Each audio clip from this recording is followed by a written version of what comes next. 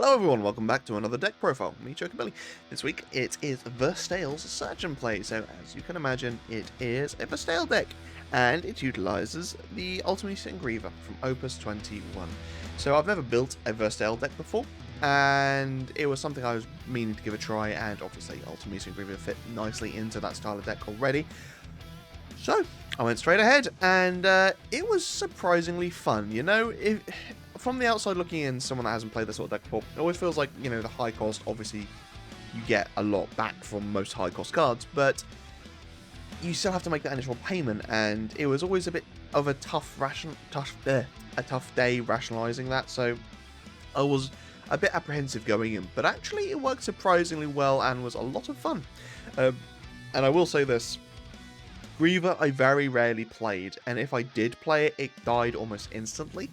And just playing Ultimacia naturally was the best way to get her effect off, to be honest. Yes, she did occasionally come onto the field with Griever, but more often than not, I already had one in hand to play, rather than playing through Griever. Anyway, let's go through the backups first, followed by the summons, monster, and then eventually forwards. Right, so first up, we've got backups. Now, in Earth Ice, it's a bit hard to be able to work out how you're going to be generating your backups. There's a few things like Miner and Rydia to be able to search, but it's hard to work out which way you want to go about it, especially in a Verstael deck where you want a lot of your cards to cost a lot. So we start with two cost Unalescas. Ice backup, it's a summoner, so therefore searchable off of Rydia, and Rydia is a 5 cost, works with Verstael. But it also gets you 2 cards to hand, which is quite nice. So if you are forced to play Rydia turn 1, yes, that's 3 cards from hand, but you are at least getting 2 cards back to hand. And then you've got Unaleska, but you also got Ico as well. So if you've already seen all your Unaleskas, you can maybe search yourself an Ico as well, which then means you can go get yourself one of the Ice Summons if you so choose. Ico is an alright card. I only ever used her effect once, and I never played her because I hadn't seen any other backups. But it's just a nice card to be able to get through the Rydia effect if you did want to get yourself an Ice Summon in particular. I didn't actually ever do this, but yeah, Rydia can also search herself as well. So if that's something you need to do, just get it out of the deck, do it. Right, Miner. Yeah, just being able to look at the top of your deck to be able to get a backup to hand is quite useful. There are 16 backups in the deck, so, you know, hopefully you're going to find one within 5 cards. And then Lock, ultimately your best backup searcher, because you play him on the field, you just say backup, you will get a backup to hand. Whether or not it's another Lock or something that isn't particularly great to play, like Sephiroth, Shantoto, or Babus early in the game, who knows. But ultimately it does get you a backup, which is the important part, and it shouldn't ever miss. Tyro, because it's Tyro, it color fixes, and there are a few cards you do want to color fix for, mostly Cecils or Walls. I've still got the wrong Cecil in here. There we are, all changed and rectified. So yeah, I've meant to put in this Cecil, but I put in the 6 CP Cecil with an expert to draw card. Fun fact, he isn't a job paladin, he is a job king, so not searchable off of the Earth Cecil, which can search and play one, so yeah, that kind of sucks. Anyway, back to backups. Yeah, Tyro being able to search things is obviously very nice. Lots of really good forwards in the deck, but ultimately, colour fixing to have to play the Cecils or the Wall if you so chose. Rydia, already gone over it, being able to search a myriad of any of your summons is useful, but being able to get that backup consistency is the real reason she's in there. Babus, now this is an interesting card. Obviously, fits within the Verstael theme, be able to be gotten off of him, but your opponent may choose a certain option with Babus, thinking that they've got away with something, but actually they still have to meet his prerequisite in a different way. So the way I'm referring to this is, obviously, if you play Babus onto the field and your opponent doesn't have a forward, they will choose put forward with the break zone. It's fine, you know, nothing you can do about that, unfortunately, and 9 times out of 10 that will be the option the opponent selects, even if they do have a forward. But skip your opponent's main phase 1 and 2. That's perfectly fine, because what your opponent will forget is the fact that they will draw cards. If they've got enough cards in hand anyway, let's say they've got even 4 cards in hand when you play Babus, and they choose put forward into the break zone, skip main phase 1 and 2. They're still going to have to discard 1 card down, because they can't play anything, because they skipped main phase 1 and 2. So ultimately, unless they realise that fact, sometimes actually discarding 2 might have been better, I don't know. Realistically, actually skipping a main phase 1 and 2 is maybe better, because you at least, if you're intending to discard, I mean, because at least then you get to draw 2 cards and then see which you want to discard. However, I think discarding 2 and then drawing back up to 5 and then being able to play something is the better play, but, you know, it depends. Freezing all the characters opponent controls very rarely happens, and to be honest, that's probably the one reason that Babus is a bit of a harder card to play, because if you're playing him and your opponent's only got like 2 dull characters that can become frozen and no forwards, you've paid 6 to freeze maybe 2 characters, which sucks.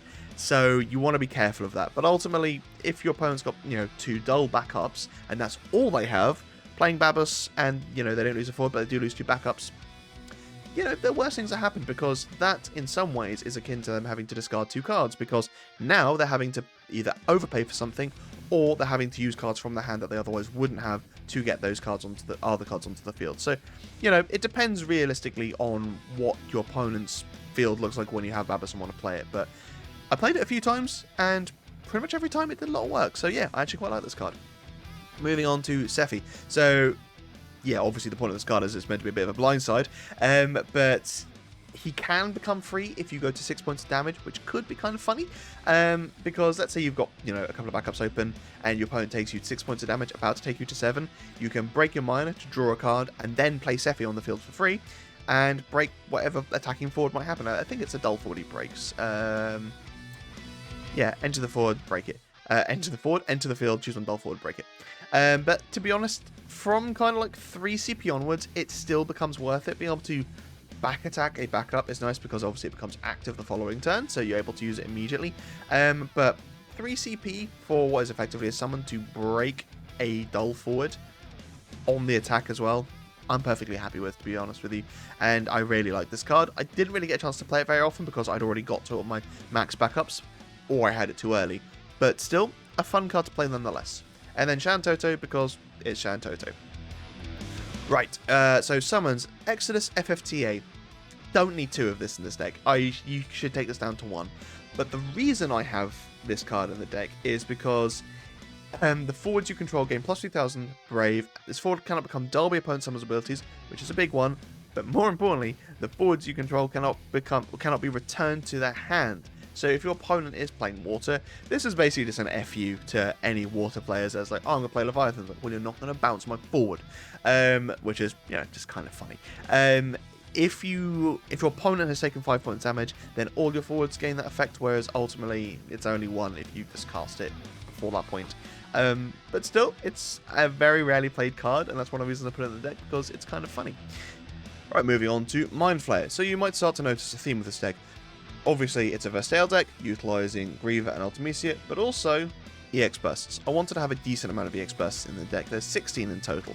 That's not a huge amount, but it's frequent enough for you to hit probably 2 or 3 in your damage if you do happen to go to 7. So, yeah, Mind Flayer, Dollar 4, draw a card. Simple as that, really. Kusith. So, again, it's Kusith, but the fun thing here is you can Kusith back your Sephiroth and be able to play it onto the field and kill something that then follows the attack. So if this is technically your 6th point of damage, you get back Sephi. Your opponent doesn't realise what card it is. They then attack with the following forward to try and push you to 7. Sephi, kill the forward. Fun times. Mist Dragon, because it's Mist Dragon, and Shiva, because, again, it's an EX Burst, but ultimately choose 2 forwards opponent controls, dull and freeze them. That's quite nice, but its cost also becomes reduced by 3 if you are at 5 points of damage, which is perfectly fine by me. Having a 2 CP that dulls and freezes 2 things, and is also an EX Burst, is well worth it in my opinion. And then finally, Lumus Puma, because it is a 5 cost, so, you know, it can be gotten off of Verstael, but also it can get back any card from your break zone. Well, firstly, it's the entry effect is get a forward back. The put into the break zone effect is get back a forward or a backup. So again, if you did want to get your Sephiroth or maybe a Shantoto because you've broken your Minor, you've now got 4 backups down, you can then play it. So your opponent might think they're safe, but then actually you do something about it and play Shantoto. Right, moving on to the forwards. So I'll talk about the Cecils first, because there's lots of kind of little packages in here. So I have the Earth Cecil, which you obviously pay a Earth and Water with either Shantoto or Tyro. You can fulfill that prerequisite. Play it onto the field, take a point of damage. If you're in EX, that's perfectly fine, because there's a decent amount of EXs as well. But there's also, 2 of this Cecil, 2 of this Cecil, and 1 of that Cecil. So you have 4 opportunities to be able to use his S ability. Choose one forward, deal it AK. That's fine, but then you can also play either of these Cecils onto the field. Now, I have the DFF Cecil from the most recent set. Mostly just due to the fact that, one, it's got a really good S ability, so you do have to have a wind active to be able to use this, because it's an S and wind. Choose one forward, cost 4 more, break it. That's perfectly fine. But it's also really hard to kill, because it can't take abilities, can't take damage from abilities, and it also cannot be chosen by abilities. So yes, summons, but that's still really annoying to have to deal with. Now, there's a funny play here where you use Paladin Force, choose a forward, of course 4 or more, break it. Griever, maybe? Because it's just choose a forward, so you can choose your own. So maybe you dull Griever to break a dull forward your opponent controls, you then break Griever with Cecil to then search and play your Ultimecia, which is, you know, kind of silly. And yeah, the DFF forwards, there aren't many, if any at all. I can't remember now. Let's quickly scoot through, shall we? Oh yeah, that's right. This Ultimecia, which we'll get to in a bit. But yeah, it can buff that one, which isn't really worth it. And then you've got the Opus 7 Cecil, which again is a weird one, but actually its EX burst to be able to activate some backups has been very useful, because maybe I've got 1 backup, and then all of a sudden I go to 3, casting Mist Dragon, immediately empty my opponent's break zone at the end of their turn. It's very useful. So that EX burst alone actually did quite a lot of work, especially when you're on Earth Ice and your opponent really doesn't expect something like that. But again, at damage 5, Cecil gains plus 2000 power and cannot be chosen by your opponent's abilities. So it becomes a 10k with ability proof, which is not too shabby in my opinion.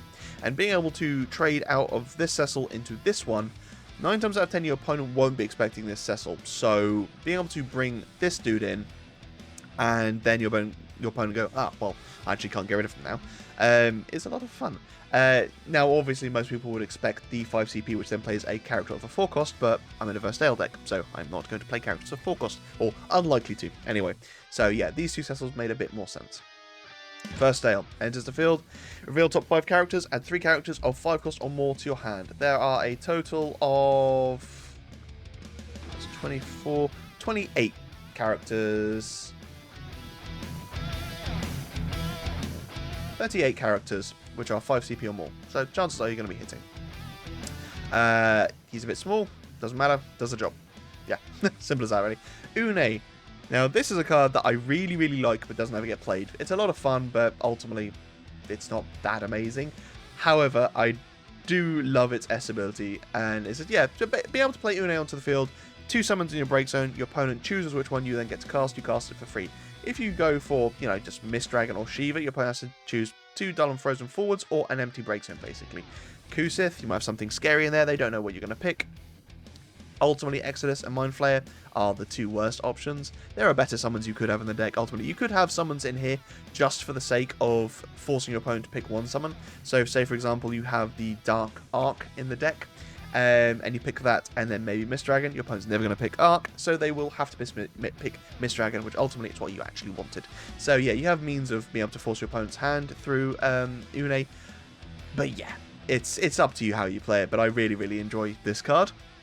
And then its S ability, so Holy, S, and Ice and Earth, choose one dull forward, deal it 20,000 damage, search one summon, add it to your hand. So, you know, hypothetically, you could Une, then I don't know, just get a card, whatever, off of Mist Dragon or Kusith, whatever, but then Une S and search a summon.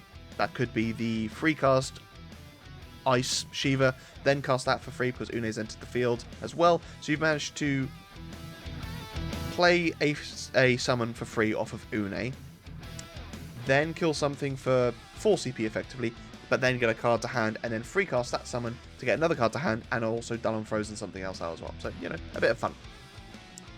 Orphan, again, it's an EX burst, dull something out of the way, but also a persistent threat of making your opponent discard every turn, potentially.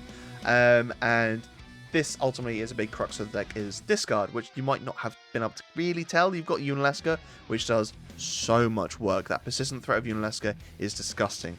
So, yeah, very, very useful. And alongside Orphan, dulling 2 things out as well as making opponent discard 2 cards. Nasty. Wall. There's lots and lots and lots of 5 costs, so protecting them with Wall is very useful. Playing Wall onto the field and then playing something like Une or Hien or Cecil or whatever to then just get a card to hand, but then also having them protected is just fantastic. Playing Wall onto the field for 3, probably 2 CP, because you've got things like Tyro, Rydia, Baba, Sephiroth, and Shantoto on the field, so they reduces cost as well. Is fantastic to be able to protect pretty much everything else on your field at the same time. And then Yotsuyu, another EX Burst, make your opponent discard a card or break a forward. It's not a great forward because it's such low power, but actually the amount of times that my opponents maybe own only 1 or 2 cards and they're like, I really can't afford to lose my forward, but I have to discard. Oh look, Orphan's on the field. That forward's going to go dull anyway, so actually, is it better to have a dull forward that can't block, or broke that forward and keep the card in hand, you know? Yeah, I played it a couple of times. Not the strongest card, but when your opponent doesn't expect to have to discard off of an EX, otherwise you break a forward, because you can choose, maybe they've got 2 attackers, they hit this with their first attacker, you then choose a second attacker and say discard a card, or it can't attack and it dies, they're going to discard. It's just really, really useful. Hien. When he enters the field, choose up to 4 characters, freeze them. Freezing 4 characters upon entry is really good, but then also to be protected by summons and abilities that break is very useful. Obviously, that protects against a lot of wind, because most wind likes to break 5 costs or more, but they tend to be outright breaks, so yeah, your opponent has to rely on some sort of damage dealing, which obviously isn't hard if your opponent's in, you know, lightning or fire or literally any element, to be fair. But still, being protected from outright break is very, very useful. Already gone over Cecil. Ultimisia.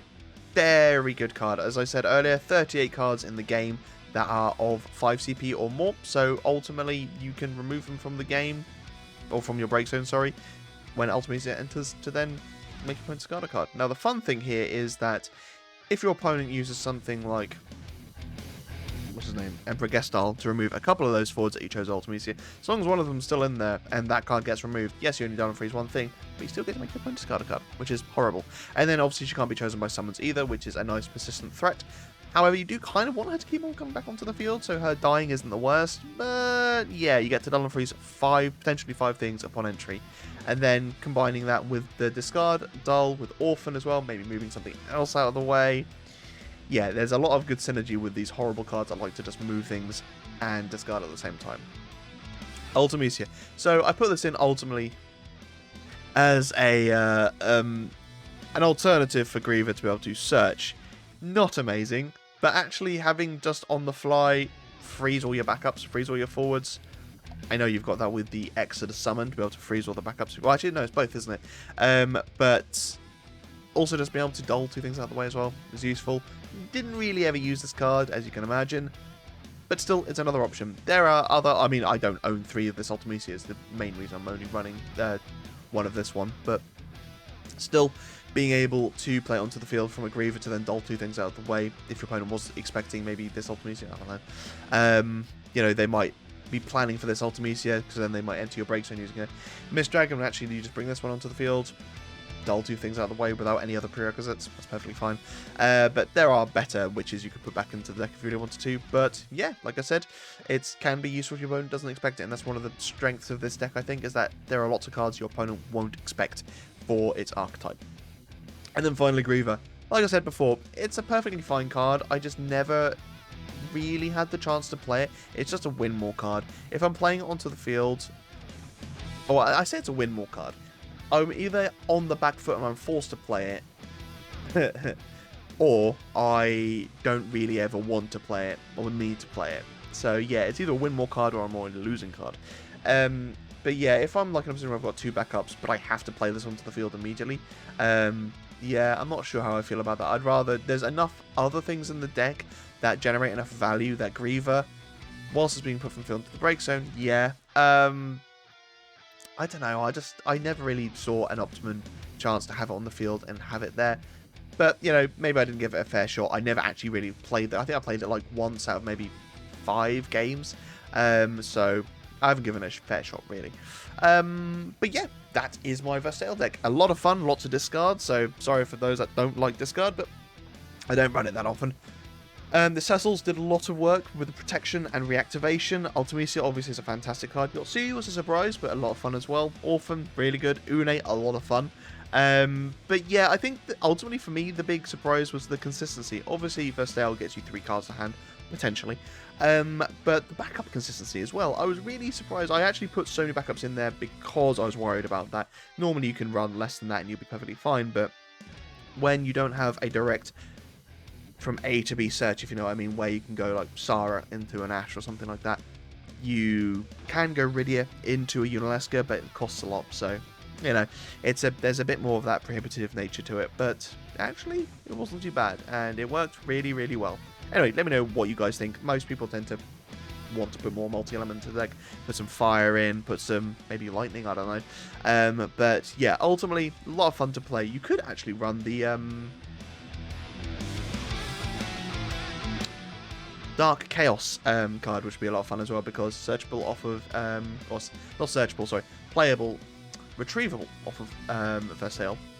Come to hand, then maybe immediately playing it, potentially for free. And then, you know, going with the Arc, if, like I said earlier, having Arc in the break zone when you choose Une, maybe to cast that summon and remove it, I don't know. Maybe just run the backup Une and flicker your Chaos, that'd be quite fun.